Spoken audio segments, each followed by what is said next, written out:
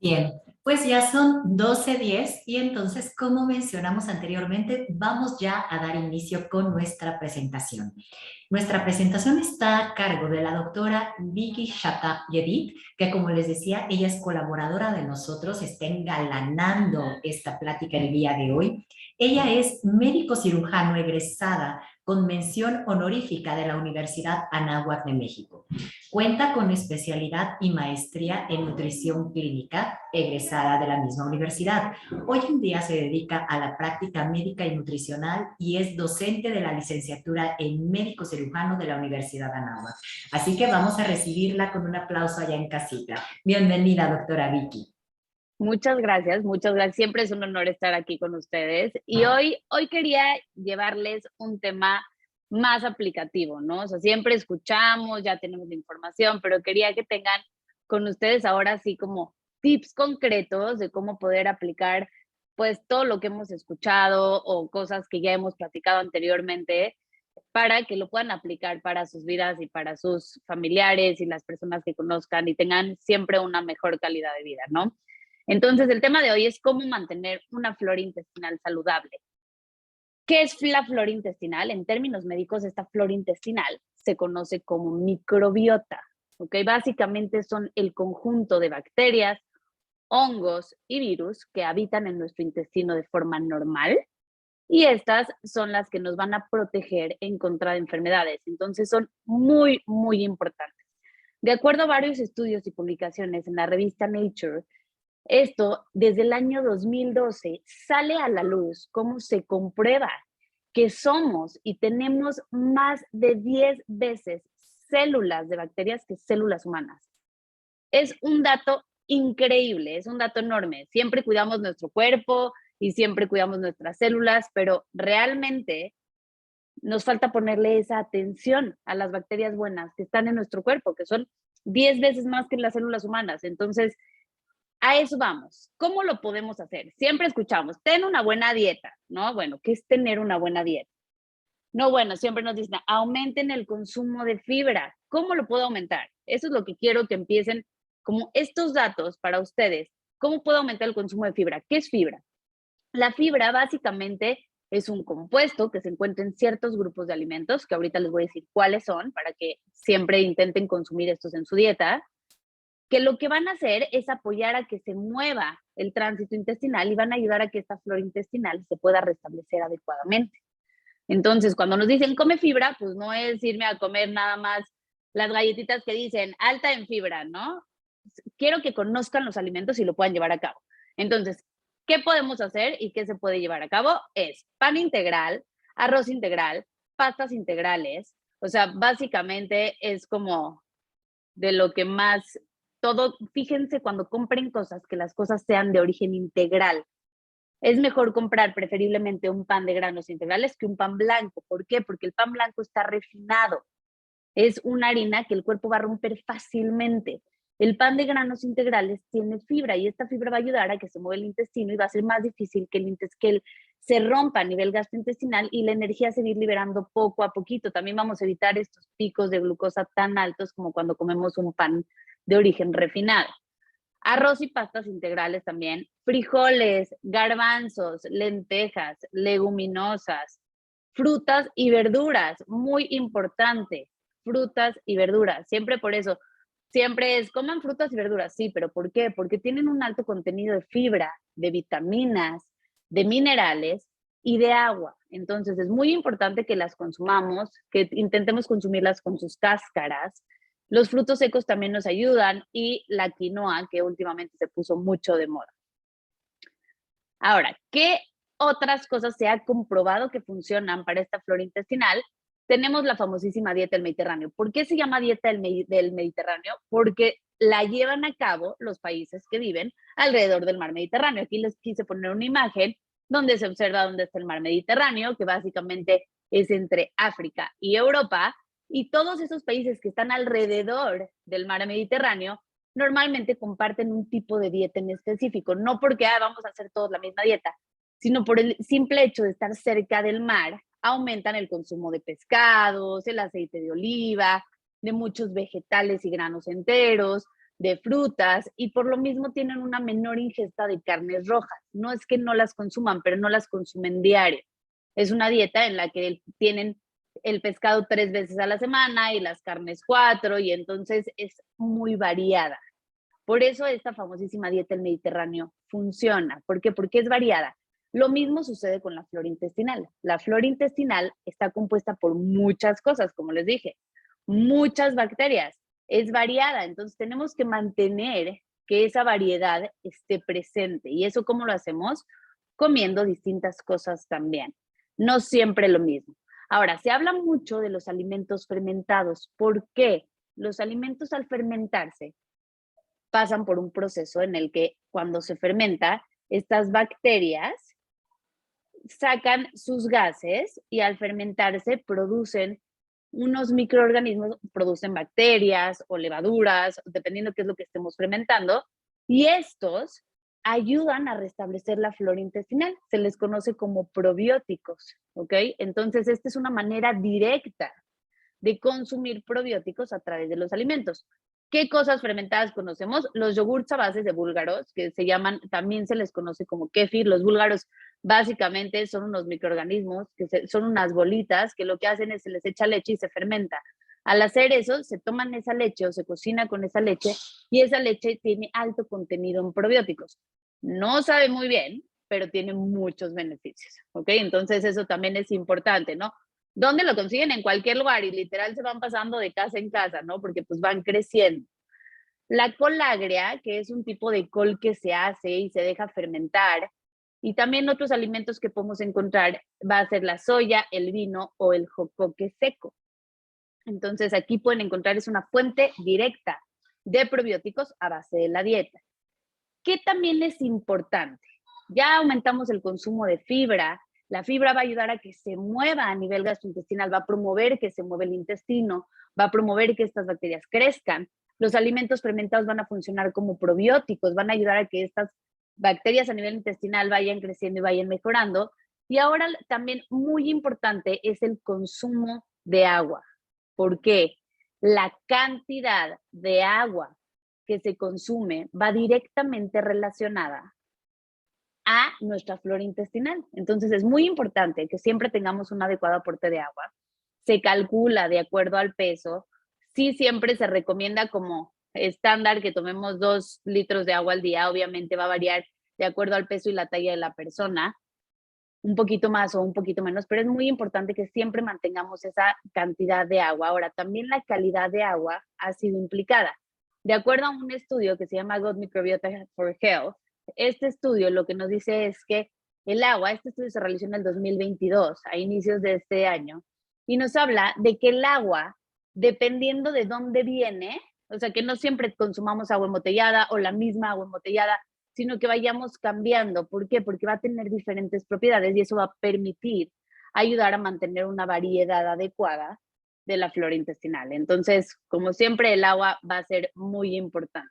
Ahora, como condiciones que van a ayudar todavía a mejorar más esta flora intestinal y a que esté más saludable, uno, hacer ejercicio. ¿Por qué? Cuando hago ejercicio, aumento la frecuencia cardíaca, hago que el flujo sanguíneo llegue a todos mis tejidos y entonces aumento también el aporte de oxígeno a mis tejidos y hago que este flujo sanguíneo aumente y todo se mueva mejor. Entonces, siempre, siempre, siempre hay que mantenernos activos, en movimiento, dormir lo suficiente, por lo menos 8 horas diarias, que el cuerpo logre descansar, que sea un descanso y un sueño reposado. Y obviamente disminuye el estrés. Muchas veces esta parte no está en nuestras manos, pero el estrés es de las partes más características que pueden modificar nuestra flora intestinal. Entonces es de suma importancia que disminuyamos este estrés. Yo sé que a veces en el trabajo o los niños o la casa, esas cosas nos estresan, pero intentemos disminuirlo. ¿Cómo puede ser? Técnicas de relajación, de respiración, meditación. El mismo ejercicio va a ayudar a reducir el estrés. Y también muy, muy, muy importante que si ya estamos en esta condición de estrés, la manejemos y entonces podamos nosotros regresar a poder restablecer esta flora intestinal. Ahora, siempre escuchamos, toma prebióticos, ¿qué son? No, bueno, los probióticos básicamente son los microorganismos vivos que habitan en nuestro intestino de forma normal, que nos defienden en contra de muchísimas cosas, ¿ok? En contra de enfermedades, nos permiten que se absorban bien los nutrientes, que la dieta que llevamos a cabo se absorba, las vitaminas, permiten que haya una adecuada comunicación del intestino con el cerebro, y de esto se van a encargar los probióticos. Los podemos encontrar en alimentos, como les dije, los de origen fermentado, o podemos encontrarlos de forma artificial. ¿Qué probióticos vamos a encontrar? Podemos encontrar bacterias, que son las que más abundan en nuestro intestino, que son los que más se venden. Y también podemos encontrar las levaduras, que también se venden como probióticos de venta libre. Ahora, ¿qué son los prebióticos? Porque ya dijimos qué son los prebióticos, ¿qué son los prebióticos? Los prebióticos básicamente son el alimento de estos probióticos y van a permitir que los probióticos crezcan adecuadamente. ¿En dónde podemos encontrar los prebióticos? Básicamente es fibra, por eso siempre decimos coman fibra. En alimentos con alto contenido en fibra, principalmente, uno de los prebióticos principales es el plátano. ¿Ok? El plátano está compuesto por un azúcar muy importante, que este azúcar permite que se alimenten adecuadamente nuestros probióticos y de esta forma crezcan. Idealmente, ya se vio y se comprobó desde el año 2020 que el escenario ideal es administrar probióticos y prebióticos juntos, porque aumentas la efectividad. Y al hacer esto, vas a hacer que se restablezca mejor y más rápido la flora. A esta unión de pre y probióticos se le conoce como simbióticos. Ahora, nada más para, esto es como definición de la Real Academia Española. ¿Qué significa simbiótico? Viene de la palabra simbiosis, del latín, que significa vida en conjunto. Y básicamente es la asociación de individuos o animales, de individuos de animales o vegetales de diferentes especies que van a sacar provecho de una vida en común, ¿ok? Entonces, van a tener básicamente lo mismo en común. El plátano no aumenta la glucosa. El plátano no quiere decir todo lo que comamos va a aumentar la glucosa, ¿ok? No quiere decir que sea un alimento que tenemos que excluir de la dieta, y esto es muy importante, ¿no? Muchas veces me dicen, es que me quitaron el plátano, ya se comprobó que no es cierto. Obviamente, todo en exceso es malo, pero es un alimento que se debería de consumir y que se debería de considerar parte de nuestros carbohidratos en nuestra dieta, y obviamente teniendo una dieta equilibrada y balanceada y yo sé cuántos carbohidratos debo incluir en mi dieta, meto un pedazo de plátano. No quiere decir que me voy a atascar de plátanos, obviamente, porque obviamente todo en exceso va a ocasionar algo malo, pero es uno de los alimentos más ricos en prebióticos, por eso es importante. Ahora, dentro del Gut Microbiota for Health se hizo una definición de lo que eran los simbióticos. No nada más es agarrar probióticos y prebióticos y mezclarlos. Aquí la importancia radica en que esta mezcla que va a contener estos microorganismos vivos y estas sustancias utilizadas, este alimento utilizado selectivamente por estos microorganismos de esta persona, van a conferir un beneficio para la salud de la persona. No basta con mezclarlos, sino que van a conferir este beneficio para la salud de la persona. Entonces, con esta definición se empezó también, entonces ya hay fármacos, de hecho, y hay suplementos de venta libre en los cuales se incluyen probióticos con prebióticos de manera conjunta, que eso ayuda a que se restablezca mejor la flora intestinal. Ahora, ¿qué necesito evitar rotundamente? Necesito evitar automedicarme, ¿ok? ¿Por qué? Porque los medicamentos van a alterar la flora intestinal. Entonces, es muy importante que no nos automediquemos y también que evitemos el sobreuso de antibióticos. ¿Y eso qué quiere decir? Realmente estamos acostumbrados a que, ay, me enfermé la gran... Sí, toma, ten el antibiótico, ¿no? Desgraciadamente, así es, así lo hemos hecho. Muchas de las veces estamos educados a automedicarnos o a usamos antibióticos sin requerirlos. Todas las infecciones inician siendo virales y posteriormente se convierten en bacterianas. Entonces, nunca vamos a requerir un antibiótico primero de primera línea. Siempre debe de ser valorado por un médico el uso de antibióticos. ¿Por qué? Porque uno, si yo uso antibióticos a lo tonto, aparte de crear resistencia en mi cuerpo y que me dejen de funcionar, lo único que voy a hacer es alterar mi flora, porque lo dice su nombre. Anti, mata, bióticos, bacterias, mata bacterias. Y si lo que más forma mi intestino son bacterias y yo me meto un antibiótico sin requerirlo, voy a estar matando las bacterias constantemente. Obviamente los antibióticos se deben de utilizar bajo indicación y supervisación médica. Y una vez que tú tienes y acabas un tratamiento antibiótico, siempre debes concentrarte en restablecer tu flora intestinal. ¿Cómo? Ahora sí, voy a meter probióticos por suplementos, por alimentos, voy a hacer ejercicio, voy a tomar agua, voy a comer alimentos, frutas, verduras, crudas, frutos secos, y entonces yo voy a ayudarle a mi cuerpo a restablecer esta flora intestinal después de haber usado antibióticos. Ante todo, somos médicos y ante cualquier infección, obviamente, si requerimos antibióticos los vamos a dar, pero los vamos a dar bajo indicación y criterio médico, no bajo indicación y criterio de mi amiga o de mi mamá o de mi hermana que me dijo que me lo tome, ¿no? Esto es muy, muy importante. ¿Qué voy a lograr? ¿Qué beneficios tengo de yo poder mantener esta flora intestinal sana, de hacer estos tips, de poder comer, alimentos altos en fibra, de tomar agua, de tomar alimentos fermentados, de suplementarme con pre y probióticos? ¿Qué voy a ganar yo? Uno, vas a ganar una buena salud intestinal. Al tener una buena salud intestinal, vas a tener una buena salud general. Recuerden, el intestino y el cerebro se comunican. Las células inflamatorias se comunican con el intestino. El sistema inmunológico, que es el sistema de defensa del cuerpo, se comunica con el intestino. Voy a tener una sensación de bienestar general. Voy a tener una sensación, voy a prevenir enfermedades, tanto enfermedades sistémicas como enfermedades mentales. Por eso es tan importante que le demos el peso que es al intestino y a la flora intestinal. No nada más es un órgano más. ¿Ok? Entonces, el cuidado que debemos de tener hacia nuestro intestino debe de ser siempre mayor. Aquí me gustaría dejarles este dicho que encontré. Este es un profesor que se dedica, de hecho, a la flora intestinal, específicamente a la microbiota. Él es un pionero de los que empezó desde el año 2012 a demostrar cómo funcionaba esta flora, cómo interactuaba con el cerebro y con el sistema inmunológico. Y aquí dice, tú eres lo que comes y lo que tu microbiota come. Entonces, es muy importante que cuidemos nuestra alimentación. No estamos lejos, la medicina debe de ser preventiva. No esperamos enfermarnos para curarnos, sino porque simplemente no nos enfermamos, porque simplemente no nos enfocamos en mantenernos saludables.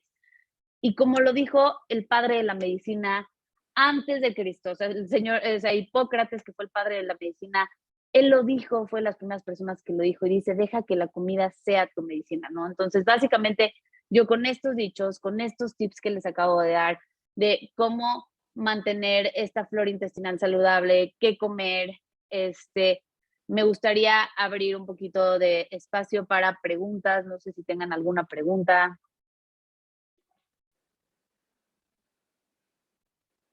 Ivonne, ¿quieres? Ahí voy, doctora. Tenemos las siguientes preguntas. La primera es, una pregunta. Tú hablas de consumir soya, pero el señor Frank Suárez más bien nos ha comentado que para las personas que tienen problema de tiroides y para las mujeres que tienen un predominio de estrógeno, la soya no es muy recomendable. ¿Qué nos comentas tú al respecto? La soya, dependiendo ahora sí en los pacientes, vamos a ver, el caso se debe de hacer en particular, ¿no? Si eres alguien que ya se conoce que tiene un problema de base, siempre platicar con tu médico, siempre. Yo entiendo también las recomendaciones de Frank son muy certeras, pero también siempre tenemos que tener un médico a quien preguntarle, ¿no? Entonces, acuérdense que la parte médica no va de lado con lo de Frank, sino una con otra se complementan. Hay que ver el caso de forma individual.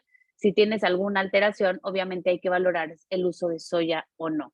En el caso de los pacientes diabéticos, yo sé que también, dentro de lo que se conoce en el método, también el plátano también está un poco ciertamente dentro de los alimentos que no se deberían de consumir, pero no es un absoluto, ¿no? O sea, también recordemos que la medicina va evolucionando día con día. y que vamos teniendo siempre nuevos datos, cosas que ayer nos decían que no se consuman, hoy nos dicen que sí las consumamos, ¿no? Entonces, como siempre les digo, siempre se debe hacer una valoración individualizada. No aplica, no todos somos iguales porque la flora intestinal de cada uno va a ser distinta, porque de aparte no todos comemos lo mismo, ni todos nacimos por la misma vía, ni todos estamos bajo las mismas condiciones de estrés o no estrés. Entonces, para mí sí es muy importante que siempre se valore su caso de forma individualizada. Gracias, doctora. Tenemos otra pregunta. Nos recomienda comer fibra, arroz, frijol, pan integral, pero todo esto es contraindicado en el caso de las personas con diabetes. Entonces, ¿cómo manejamos esto? No está contraindicado en las personas con diabetes, simplemente está restringido. Son dos cosas distintas. No quiere decir que la dieta va a ser a base de pura fibra o que la dieta va a ser a base de puros carbohidratos. Nunca. Una dieta equilibrada debe de incluir carbohidratos, lípidos, que son las grasas, y proteínas. Por eso es muy importante que incluyamos los tres grupos de alimentos. Siempre, siempre, siempre se deben de incluir. Muchas veces se restringe el consumo en el caso de los pacientes diabéticos, pero no se quita por completo y por eso siempre va a ser mejor utilizar, si le voy a dar una taza de arroz al paciente al día, que su arroz sea de origen integral en vez de que sea un arroz blanco normal, ¿no? O sea, eso es como muy importante que vayamos cambiando estos alimentos que normalmente de uso común utilizamos como de forma refinada, que los cambiemos por granos integrales. Ahora, la quinoa no está contraindicada en los pacientes diabéticos para nada. De hecho, ningún alimento está contraindicado. No quiere decir que hay contraindicación absoluta. Siempre se valora el paciente, por eso también valoran, en el método se valora qué tipo de sistema nervioso tiene y qué le tocaría, y en la dieta 3x2, y como lo dice Frank, ¿no? O sea, se evitan o sí se pueden comer los alimentos. Tampoco se trata de quitarte todos los alimentos, sino que también los puedas tener. Entonces no están contraindicados. Contraindicado es decir, absolutamente no lo puedes consumir. Si lo consumes te mueres. Y no es cierto. Siempre mientras todo sea con las medidas adecuadas, en las proporciones adecuadas, vas a tener los beneficios adecuados. Gracias, doctora. Tenemos otra pregunta. Dice, yo cuido mi alimentación, tomo kéfir, tomo agua y aún así sufro de colitis y gastritis. ¿Esto a qué puede deberse? No, se debe a varias cosas. El hecho de consumir agua, fibra, kéfir, alimentos fermentados, no te va a quitar por completo que tengas ya una condición. Si tú ya tienes una condición, primero se trata, junto con la condición que tienes, junto con la condición médica que tienes, se trata para después poderla irla quitando. Pero no es algo que se hace de la noche a la mañana. La flora intestinal no la dañamos en un día, es algo que se va dañando a lo largo de la vida, a lo largo de nuestra, desde, o sea, como les digo, esta flora intestinal empieza a formarse desde antes del nacimiento. Entonces es algo que conforme pasa el tiempo, se va dañando a lo largo del tiempo. Entonces no es algo que se dañó hoy y hoy se corrige. Entonces empiezas con esta alimentación, que excelente, aplaudo que empiece esta iniciativa de empezar a comer alimentos fermentados y que se vaya sintiendo cada vez mejor, y una vez que se vaya sintiendo cada vez mejor, se complementa con su tratamiento médico. No quiere decir que una cosa quita a la otra, son complementarias. Gracias, doctora. Tenemos aquí otra. Dice, padezco colon irritable y me dice mi asesora que de preferencia no tome kéfir, chucrut, kombucha y a mí me encantan. ¿Qué debo de hacer? Generalmente sí los podría tomar, o sea, no tendría por qué. Teniendo colon irritable, de hecho, ya salió un artículo que salió de hecho en febrero de este año, demuestra cómo las personas que tienen intestino irritable, que tienen enfermedad diverticular, con ciertos tipos de probióticos, como el Lactobacillus reuteri, con ciertas cepas en específico, mejoran mucho su proceso inflamatorio. Entonces, no es quitarlos por completo. Ahora, en pacientes que tienen aparte acidez y reflujo, estos alimentos fermentados sí se los van a empeorar. ¿Por qué? Porque son demasiado ácidos. Entonces, lo ideal es que no es que los quiten de la dieta o que los quiten por completo, pero sí los van a poner después de comer alimentos para que no les caigan tan pesados, más que nada. Yo creo que esa es la razón por la que se lo dijeron. Ok, gracias, doctora. Dice, mi hija de 10 años puede tomar probióticos. Claro, todos los probióticos se pueden dar desde mujeres embarazadas, niños, adolescentes, viejitos, todo mundo, todos podemos tomar probióticos. Hay diferentes presentaciones. Los probióticos, hay unos en polvo, de hecho los que vienen en cápsulas de Nuval, que también tienen ahí esos, se los pueden abrir a la boca directo a los niños o se los pueden echar en su leche. Hay ciertas marcas también que vienen en polvo a nivel comercial, otras vienen líquidas, entonces todos podemos tomar probióticos, no hay ninguna contraindicación. Gracias, doctora. Eh, a ver, estoy viendo aquí otras para que no se estén repitiendo. Claro, ¿La leche búlgara se debe de consumir sola o se le puede poner plátano y fresa? se le puede poner plátano y fresa y aquí estarían teniendo los beneficios de cuando combinan un prebiótico con un probiótico y ya están haciendo esta parte de simbióticos. Entonces sí se pueden combinar. Lo que no se recomienda es endulzarlos. Eso es muy importante. Ok, gracias, doctora. Dice, ¿nos recomienda Pavia como un buen probiótico?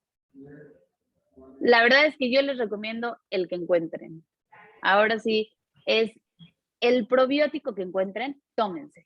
Siempre va a ser bueno, siempre va a ser benéfico. O sea, no estoy casada ni con ninguna marca, ni con ningún producto. El chiste es que puedan tener los beneficios y los beneficios los van a encontrar con los probióticos. Entonces, ahora sí, no estamos casados con ninguna marca, el que encuentren, ese. Gracias, doctora. Los que son de origen comercial, el yogur comercial, el jocoque, ¿esos también son buena fuente de probióticos? Sí, generalmente por cómo se hacen. De hecho, hay kefir, o sea, para quien no lo haga, o sea, no le guste el hecho en casa y así, venden uno industrializado en el súper que dice kefir, que no sabe tan fuerte como el que hace de búlgaros uno, pero tiene los mismos beneficios. Entonces, siempre los productos industrializados, no tan, obviamente no tan procesados y así, pero siempre el jocoque también va a tener sus beneficios porque la forma de hacer el jocoque es fermentando. Entonces, no es como que cambien de receta para industrializarlo. Entonces, sí van a tener también el beneficio. Ok, doctora, muchas gracias. Me preguntan que si la leche de búlgaro se le puede añadir limón. Idealmente, o sea, le puedes añadir, en teoría, y el estado ideal para comerte la leche búlgaros en teoría es solita. ¿Le puedes agregar cosas para que tenga mejor sabor y puedas tener los beneficios? Sí, sí podrías. Puedes agregarle limón si quieres, pero se va a cortar un poco, pero de ahí en fuera no pasa nada. Gracias. ¿Los probióticos se toman antes de las comidas, después de la comida? ¿Cuál es el mejor momento para tomar los probióticos? Esta es una muy buena pregunta porque está en mucho debate. Se ha comprobado que si se da antes de alimentos hay mayor beneficio, no, pero que si se da después también hay beneficio. Entonces, realmente lo que se ha concluido es que no importa la hora del día en la que te la tomes, si es en ayunas o no en ayunas, lo que importa es que recibas el beneficio del probiótico. Entonces, como ha estado mucho en debate, se han comprobado tanto de los dos lados que los dos lados van a tener los beneficios, la recomendación es cuando sea tomárselos, ¿no? O sea, mucha gente no tolera tomar un suplemento en ayunas, entonces, pues no se lo damos en ayunas. También depende el cuadro de cada paciente. Acuérdense que cada paciente es único y no tenemos los mismos síntomas. Entonces, se evalúa y se dice, pero se puede tomar a lo largo del día sin problema. Ok, doctora, muchas gracias. Nos menciona que no se endulcen estas bebidas probióticas. Ni siquiera stevia, nada se le puede agregar. Idealmente, el escenario ideal, no. Pero si no me lo voy a tomar porque me da asco tomármelo sin endulzar, obviamente voy a tener mayor beneficio si lo endulzo y que me lo tome a que si no lo endulzo. Entonces, el escenario ideal, no endulzarlo, pero si te gusta endulzado, le puedes echar o esplenda o el endulzante que quieran echarle. Ok, doctora, muchas gracias. Esta es una pregunta, no tiene tanto que ver con el tema de los probióticos, pero nos preguntan cuál es la importancia de las enzimas digestivas y si tiene algo que ver en relación con los probióticos. Las enzimas digestivas, como lo dice su nombre, una enzima es una proteína que se dedica a romper, permite que se lleve a cabo una adecuada digestión, mejora la digestión. Son dos cosas diferentes a los probióticos. Los probióticos son las bacterias, hongos, levaduras que habitan en nuestro intestino de forma normal. Obviamente estos probióticos están implicados en poder absorber nutrientes y degradar proteínas y romper y están involucrados en el proceso de la digestión. Lo que van a ayudar estas enzimas es a que se lleve un mejor proceso digestivo en pacientes que tienen alguna alteración digestiva. Por eso siempre funcionan. Por eso hay que valorar y no les damos a todos. Si yo soy una persona que no me cuesta trabajo el proceso de digestión, pues no voy a ser una persona candidata a tomarme las enzimas, ¿no? O sea, una persona que sí necesita una ayuda en el proceso de digestión, sufre de estreñimiento, entonces si yo tomo las enzimas voy a tener también más beneficio. Entonces son dos cosas distintas y las dos cosas, una no excluye a la otra y las dos son complementarias dependiendo las necesidades y vuelvo a lo mismo, cada uno somos diferentes y cada uno tenemos distintas necesidades. Gracias, doctora.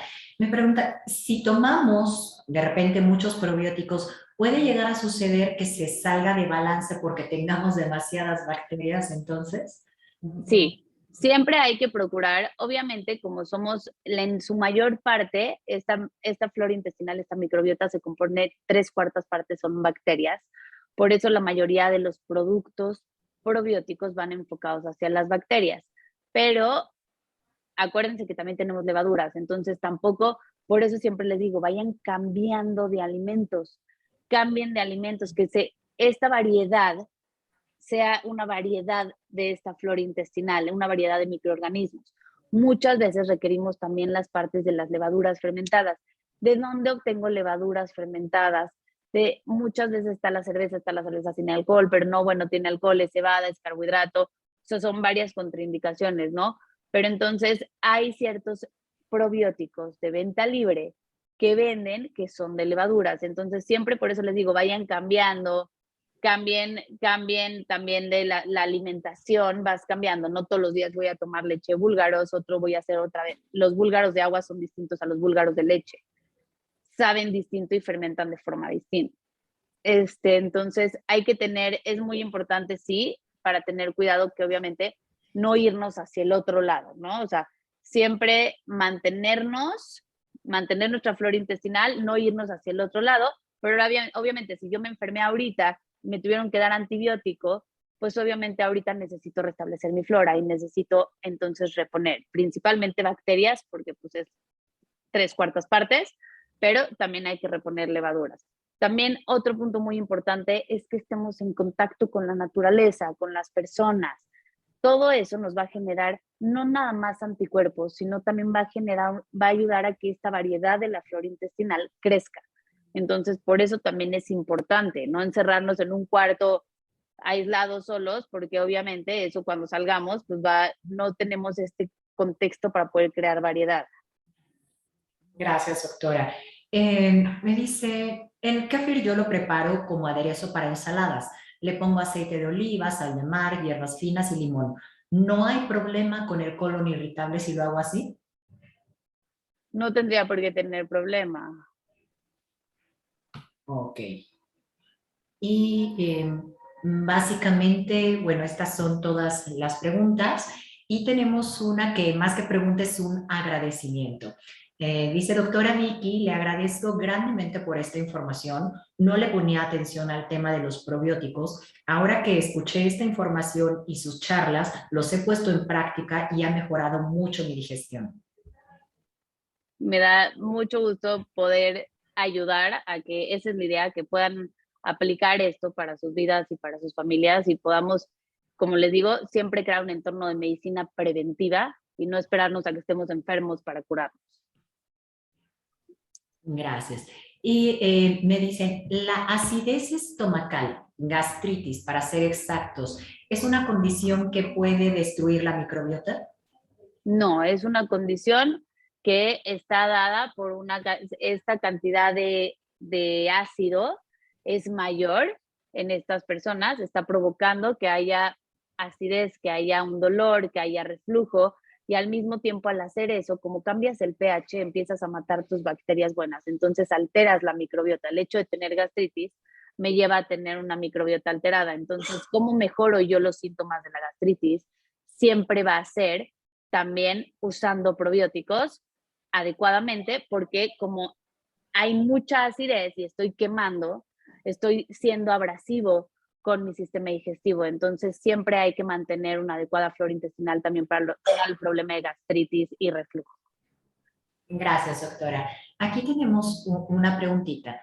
Dice, me hice estudios recientemente y resulta que a mí no me funciona la vesícula porque la tengo acodada. Adicionalmente a esto, tengo colitis. ¿Por cuánto tiempo puedo estar tomando enzimas y probióticos que me ayuden con mi digestión y con este problema? Hasta que se sienta mejor. Mientras se sienta bien y se sienta mejor, síganlos consumiendo. Ok.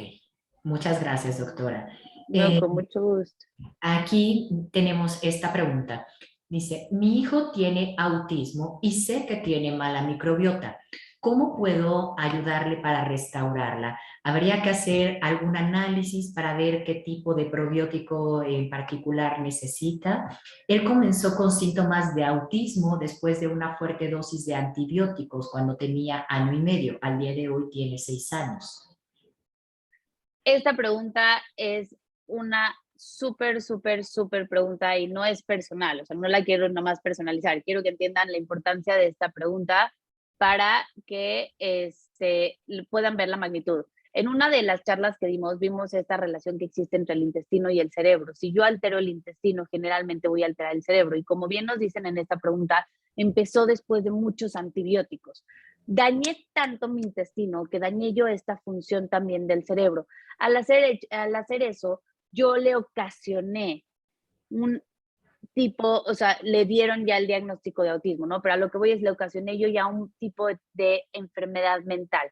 Y a lo que voy, y todos los estudios que están encaminados, de hecho, hoy en día, en el 2022, han salido estudios de cómo al tú restablecer la flora intestinal, le ayudas a mejorar muchísimo la sensibilidad a las personas autistas y altamente sensibles y les ayudas a mejorar su condición. Entonces es muy importante que siempre estas personas las suplementemos, siempre con probióticos, prebióticos y nos centremos en darle durísimo a su flora intestinal. No hay análisis ni estudios que nos digan qué probiótico darle específicamente. ¿Por qué? Porque como cada intestino y cada flora intestinal es distinta, cada uno vamos a tener cosas distintas a nivel gastrointestinal. Entonces, lo que se recomienda es igual empezar con bacterias, porque estamos compuestos 3/4 de bacterias, y de repente vamos a ir complementando con esta parte de levaduras de vez en cuando, y vamos a metiendo la alimentación, y generalmente todo este tipo de pacientes con autismo o enfermedades mentales, depresión, ansiedad, les va increíble en el momento en el que tú mejoras su flora intestinal. Entonces es muy importante que sí les demos probióticos y que se den de forma constante y continua hasta que el paciente empiece con mejoría. Muchas gracias, doctora. ¿Los alimentos fermentados en salmuera son adecuados?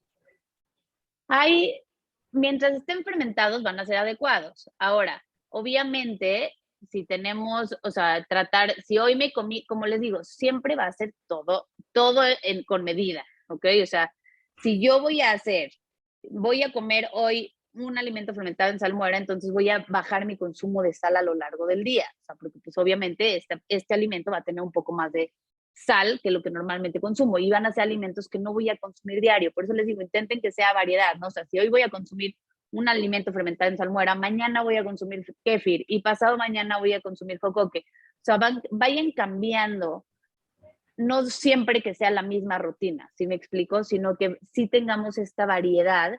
¿Por qué? Porque obviamente si en exceso, pues obviamente va a generar un exceso de cualquier cosa, ¿no? O sea, también tampoco, como les digo, no se trata de comerme la penca de plátano. Si voy, el beneficio lo voy a obtener con que sea una cucharadita y eso lo quito de mis carbohidratos que me tocaban comerme al día, con eso es más que suficiente, ¿no? O sea, ahora, ¿qué tipo de plátano? No importa el tipo de plátano que se coma. O sea, no importa si es dominico, tabasco, Obviamente, mientras no esté frito y no sea un plátano frito súper maduro, que ahí sí tiene alto contenido más en azúcares que en beneficios, pero puede ser un plátano normal, puede ser, o sea, y puede ser un pedacito, no tiene que ser en exceso, y puede ser un día sí, un día no, no tiene que ser todo con exceso. Eso es muy importante. Gracias, doctora. Me preguntan si el pulque puede ser un tipo de levadura. El pulque es un fermentado, generalmente viene de bacterias, no tanto de levaduras, pero también tiene un poco de levaduras. Lo que yo recomiendo siempre, siempre, siempre para las levaduras es busquen de vez en cuando, como hay mucho más aumento de esta importancia en cuanto a las bacterias intestinales, y hay generalmente los suplementos de venta libre generalmente son, o sea, bacilos, bacterias. Entonces, hay ciertos en la farmacia, pregunten de vez en cuando, o una vez cada 3 meses, o una vez cada 6 meses, 6 meses o 3 meses de que yo le dé probióticos y prebióticos de bacterias, y un mes o 2 semanas que le dé unos de levadura, y con que vayan y digan, oye, ¿qué probiótico tienes de levadura? Y ahí no recuerdo los nombres, pero ahí hay 2 o 3 en las farmacias que se los dan y son de origen de levaduras específicamente, y se los toman. Obviamente no saben mal, un probiótico tampoco, nunca va a saber mal, o sea, no viene o sea, lo que va a saber mal son los alimentos como el kéfir, eso sí, no creo que esté muy rico. Gracias, doctora. Dice Patricia Martínez, habló acerca de que el vino también es recomendable. ¿Qué tipo de vino recomienda? ¿Tinto o blanco y cómo consumirlo?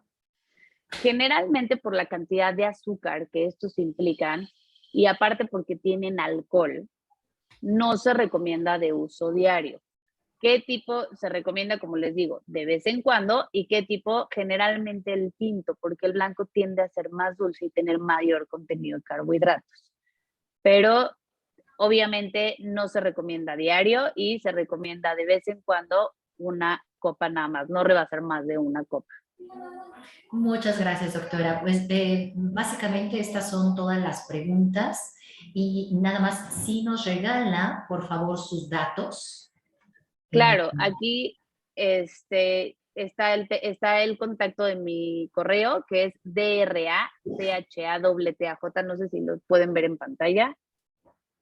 Este, Aquí está mi contacto, me pueden contactar vía correo electrónico, y ya yo me pongo en contacto con ustedes, y ya pues les pasaría ahí mi teléfono y todo, y podríamos estar en contacto. Perfecto, doctora. Muchas gracias. Muchas gracias. A ver, tenemos una pregunta también aquí de Gaby que dice que si se toman los alimentos agresores, el consumir enzimas puede ayudar a que el alimento sea menos agresor. ¿Y cuál es la pregunta? O sea, al consumir los alimentos agresores, si se toman probióticos o enzimas, ¿esto ayuda a que no haya agresión por parte del alimento?